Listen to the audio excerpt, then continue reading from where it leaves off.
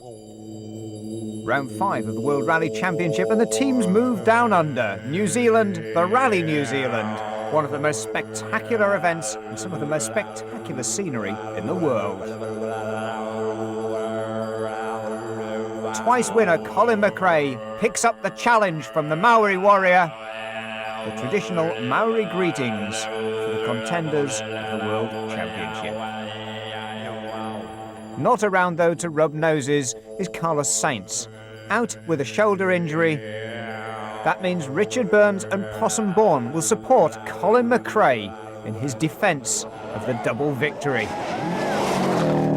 And Colin McRae was in inspired form from the word go, hurling the Subaru Impreza 555 down some of the fastest, smoothest and most demanding stages in the world.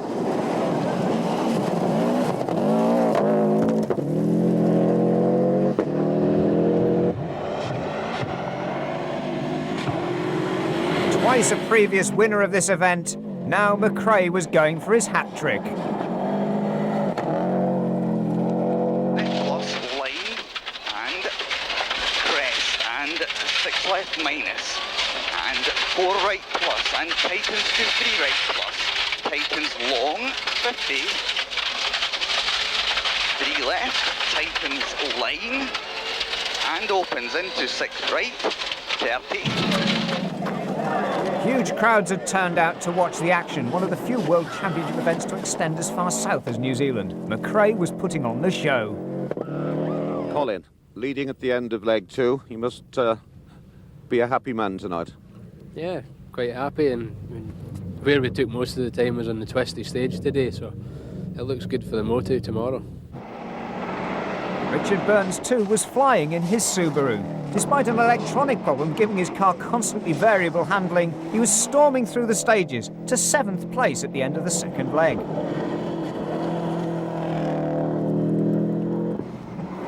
He was even embarrassing his New Zealand teammate, Possum Bourne, who described his day as a shitty day at the office in his Subaru Impreza 555, disappointed with only being able to claim 8th place.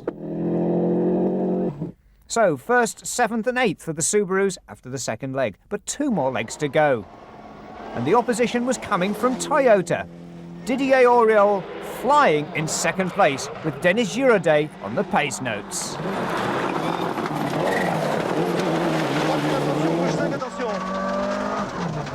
Sur droite à fond, sur droite à fond, sur gauche à fond, sur droite à fond, sur gauche 5 plus 3 à voir tard et 3. 3 à voir et 3.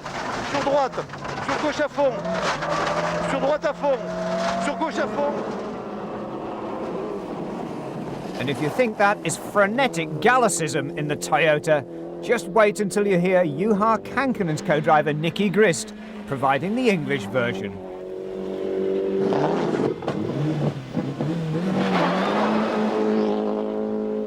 Kankkunen and Grist were pushing hard too, heading for 4th place at the end of the opening 2 days.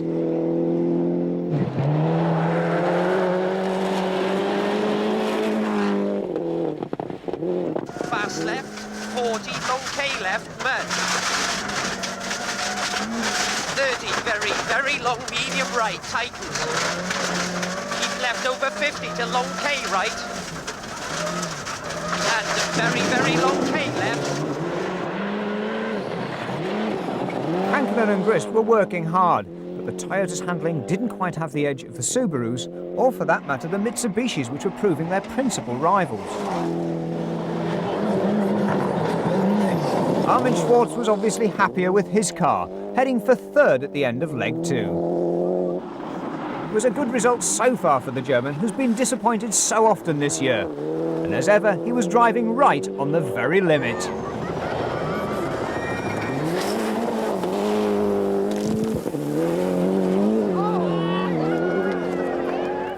Schwartz's spectacular style allowed him to sandwich Auriol and Kankkunen, 2nd, 3rd and 4th for Toyota, but McRae was out in front. But this was the man that could potentially beat McRae. Tommi Mäkinen was flying through the opening stages, outpacing even the Subaru.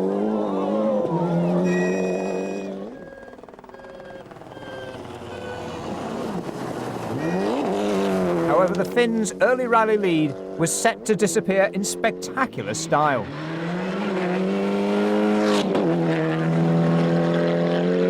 Oikein tumpuu. Lyhyt oikein nopea plus. Jatkuu oikein nopea plus. Heti vasen nopea plus. Oi vittu! Oi perkele. Voi vittu saat. Se on siinä. Ei se Perkele, mä kuulin väärin nuotin koota. Mä en kuullut koota. Oi. You don't need to be an expert in Finnish to realise that there was something wrong with the pace notes. Meanwhile, that left Kenneth Eriksson to uphold the Mitsubishi honours.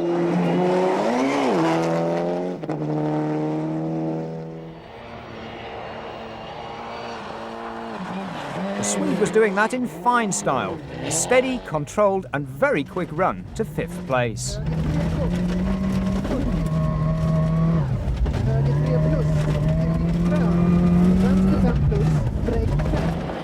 On the same corner, his pace notes obviously worked. So's the sole surviving Mitsubishi in a strong 5th place, and the car again proving its pace. Ford, though, was struggling. Francois Delacour was giving absolutely everything in his Escort Cosworth, but couldn't match higher than 6th place.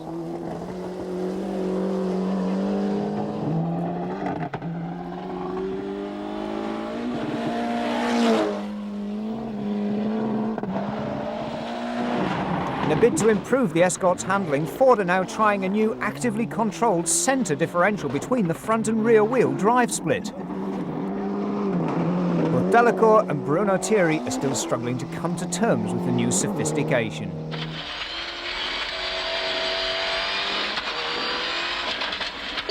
Plus. Saloperie avec ce truc-là, hein? Bruno Thierry, as ever, has a comment for every situation. He survived this one, but Thierry was heading for retirement with mechanical failure.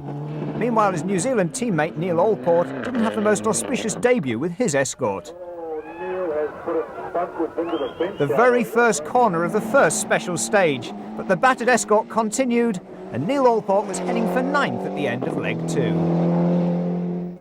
So, 2 Escorts remain, 6th and 9th places, but Delacour at the moment unable to match the front runners. And with 2 days left to rally, Colin McRae has a 12-second lead over Didier Auriol's Toyota, with Armin Schwartz and Juha Kankkunen in hot pursuit. Kenneth Eriksson in the sole surviving Mitsubishi's 5th, ahead of Delacour in 6th. The pressure is on Colin McRae, and this is one of the toughest special stages in the world. The long Motu Road special stage, nearly 15 miles of twists and turns and on-the-limit motoring.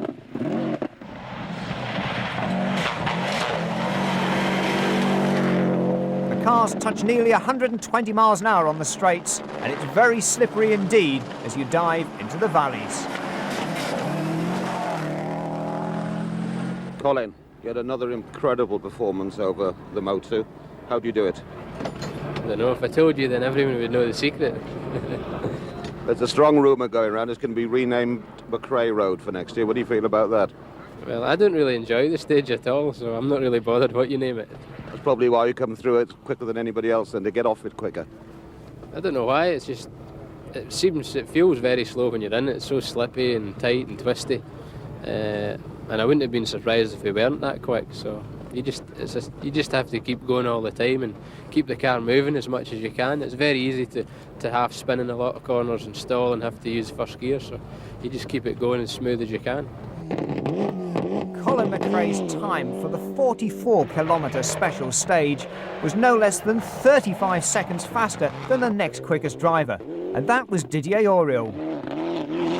He hurled his Toyota through the scrub brush and between the rocks, but to no avail. Droite à fond, plonge sur 120 mètres. Gauche à fond, sur attention, droite, bon plus 4, maison, bon 3 fonds. So how could Colin McRae take so much time off one of the best in the world?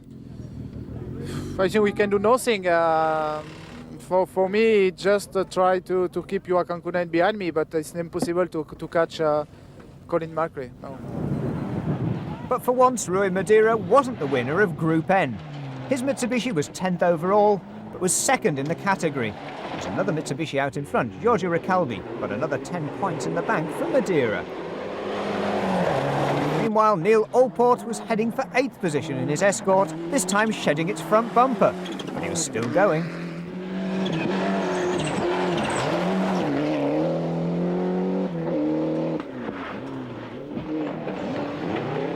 But a surprise in 7th place. Possumborn, the local New Zealander, was ahead of Richard Burns. The question was, where was the Berkshire driver? Burns had started the stage ahead of Bourne, so we've got to revert to Bourne's in-car camera to find the Englishman's fate. Long 4 left tightens to 3 left. There he is. 5. There's a water splash about 17 kilometres into the stage, and when we hit it, the radiator burst, and we also lost the power steering and the alternator. And about 10 kilometres further on, the car just came to a stop. The engine must have overheated.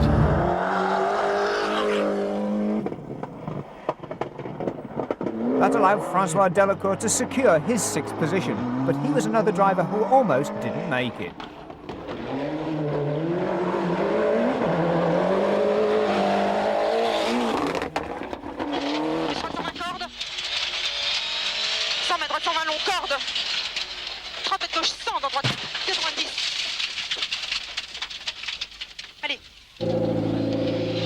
Delacour limps into service on 3 wheels.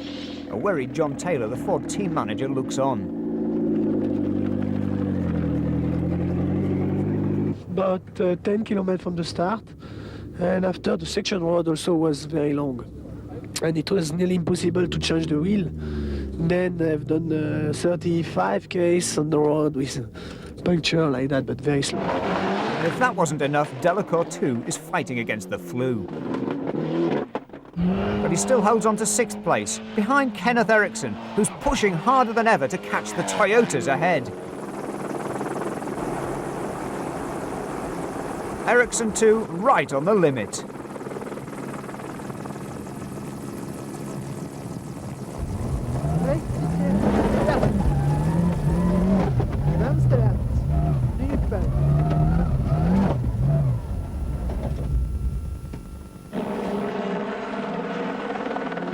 That mistake meant that Eriksson couldn't catch Armin Schwartz. 5th for the Swede, 4th for the German.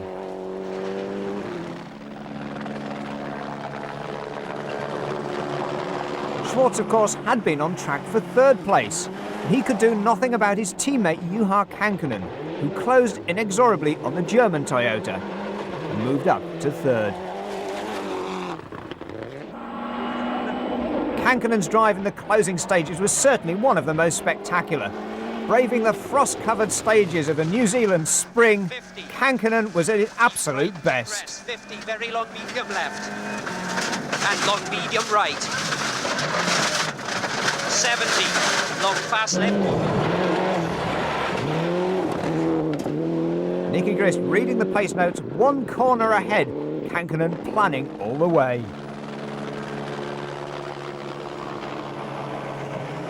Didier Auriol, though, was the fastest of the Cologne-built Japanese cars, despite suffering from understeer in his Celica. But there was nothing Team Toyota Europe could do about the pace of Colin McRae ahead. Kankkunen and Auriol even joked about the possibility of kidnapping the young Scot. It's the only way they could have kept McRae from dominating on his way to a 3rd successive New Zealand victory.